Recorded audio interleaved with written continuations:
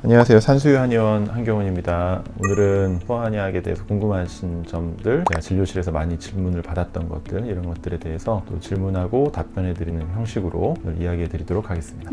어린이 소아 한약은 뭐가 다른 거예요? 기본적으로 아예 다르다고 볼 수는 없는데, 소아 아이들의 특성이 이제 아무래도 우리 진료의 특성이 있어요. 그걸 반영을 하는 거죠. 그래서 아이들은 한참 이제 성장기에 있고 신체 기관과 장기가 아직 이제 성숙되어 가는 과정들이 있기 때문에 그런 특성들을 반영해서 처방할 때 좀 더 주의하고 신중해야 될 부분들이 있고요. 또 한편으로는 또 아이들의 그런 타고난 성장하고 있는 시기에 갖고 있는 그런 생명력 때문에 어떤 치료가 잘 이루어지기도 합니다. 그래서 두 가지 면이 있어요. 오히려 치료가 수월한 면도 있고 또 신중해야 되는 면도 있고, 그런 두 가지 큰 틀에서 인식을 하고 접근을 하고 있습니다. 어린이 한약은 몇 살부터 먹을 수 있는 거예요?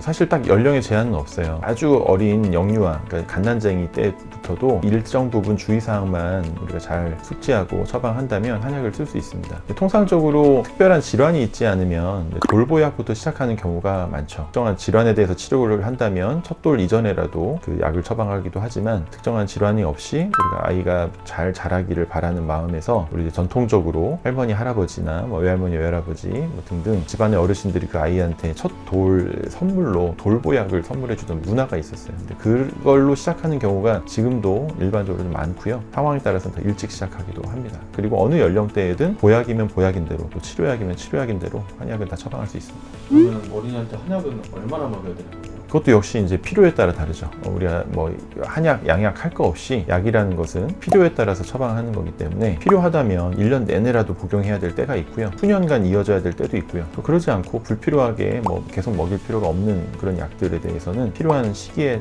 짧게 들어가야 되는 약들도 있고 합니다. 그래서 통상 저희가 아이들 보약을 많이들 관심 있어 하시고 물어보시니까, 그런 경우에는 처음 복용할 때는 저는 보통 한 2주 정도 이렇게 처방을 하기도 합니다. 더 짧게 하기도 하는데 이제 추출의 어떤 방식이나 안정성 때문에 2주 정도를 전 기본으로 하고 있고, 처음 시기에 잘 복용하고 무리 없다는 것만 확인되면 그 이후에는 대부분은 이제 한 달 단위 처방을 많이 하고요. 이제 필요에 따라서는 여러 달 또는 1년 이상도 꾸준히 복용해야 하는 경우들도 있습니다. 아이들 한약 주의사항이 따로 있을까요? 아이들이 아무래도 첫 번째는 엄마 아빠가 가장 이제 많이 물어보시고 한약을 처방받을 때 걱정하는 것 중에 하나는 우리 아이가 한약을 잘 먹을 수 있을까. 이제 한약이 갖고 있는 특유의 그 맛과 향, 이런 것들에 대해서 아주 달콤하고 맛있는 맛은 아니기 때문에 아이들이 좀 거부하지 않을까, 이런 게 있어요. 그래서 이제 아이들이 당연히 좋은 효과를 보기 위한 좋은 처방의 구성도 중요한데 잘 먹게끔 도와주는 부분도 중요하죠. 그래서 두 가지를 다 현실적으로 고려를 해야 됩니다. 잘 먹을 수 있게끔, 그리고 그 약이 우리가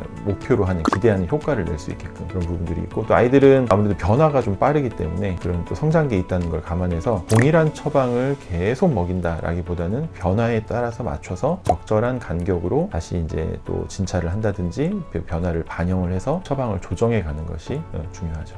아이들이 한약 써서 잘 못 먹는 애들 많을 텐데 네. 좀 잘 먹게 하는 팁이 있을까요? 저도 이 부분은 고민을 많이 해왔고, 그동안 사실은 임상 초창기에는 좀 고집스럽게 그 맛 그대로 먹게끔을 좀 많이 권했어요. 근데 현실적으로 우리 아이들이 지난 10년 전, 20년 전에 비해서 시간이 흐르면 흐를수록 단맛에 일찍 노출이 되고, 그리고 일상적으로 단 군것질들을 많이 하고, 그러다 보니까 예전 우리 세대 또 우리 부모님 세대가 자라올 때처럼 반찬이라든가 이런 부분에서 다양한 맛을, 그리고 특히나 좀 쌉싸름한 어떤 나물이라든가 이런 것들을 접할 기회가 많이 줄었어요.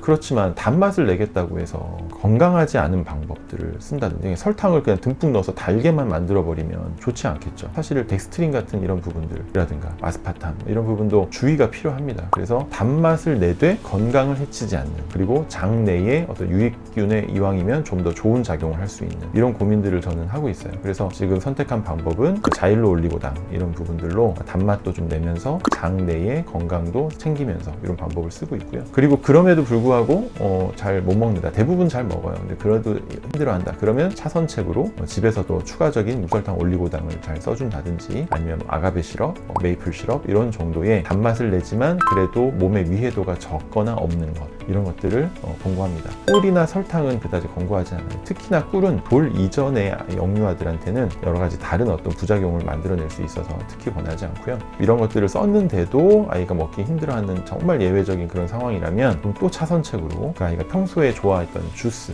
음료 이런 것들을 타서 먹인다거나 아니면 한약을 먹은 후에 적절히 이렇게 초콜릿 같은 이런 보상을 줘서 먹이는 방법들을 차선책으로 했습니다. 근데 이제 아이들이 좀 적응이 돼요. 어느 정도 적응이 되면 차츰 그런 것들을 추가하는 부분들을 집에서 줄여가시면 됩니다. 어린이 한약, 소아 한의원 굉장히 많은데 아이들 한약을 짓는 게 한의원마다 다 같은 건지 다른 네. 건지 궁금합니다. 뭐 이건 어른들 한약 처방도 마찬가지인데 사실 한의원마다 뭐 완전히 동일하진 않거든요. 이것이 한의학이 갖고 있는 특성이기도 하니까 그 같은 병에 대해서도 다른 처방이 가능하고 A 처방, B 처방, C 처방이 다 유효할 수 있어요. 효과가 있을 수 있어요. 그리고 또 같은 A라는 처방이 때로는 뭐 소아에 관련돼서 처방이 활용될 수도 있고 때로는 뭐 근골격계 통증에 대해서 쓰일 수도 있는 게 한의학이 갖고 있는 특성입니다. 이걸 이제 이병 동치 또는 동병 이치라고 얘기를 하는데 소아도 마찬가지죠. 그래서 그런 큰 틀에서는 개별적인 한의원 또는 처방하는 한의사에 따라서 한약 처방의 특성들은 좀 다양할 수가 있습니다. 그래서 동일한 예를 들어서 비염을 가지고 증상을 가지고 A 한의원을 찾았을 때 B 한의원을 찾았을 때 처방의 내용들이 달라질 수는 있어요. 근데 그것이 각각이 또 어떤 유효한 효과를 낼 수가 있고요. 그런 차이점들은 발생할 수 있습니다.